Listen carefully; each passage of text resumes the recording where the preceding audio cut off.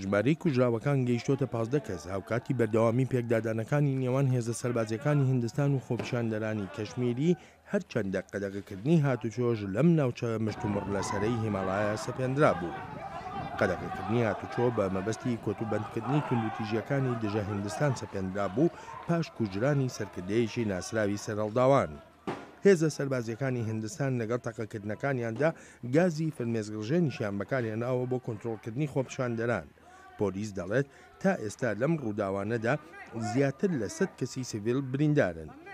زۆربەی دانیشتوانی کەشمیر بەرەنگاری بوونی هیندستان دەبنەوە و پشتیوانی لە داوای سەرهەڵداوان دەکەن بۆ کەشمیرێکی سەربەخۆ یانیش یەکگرتنەوە لەگەڵ پاکستاندا.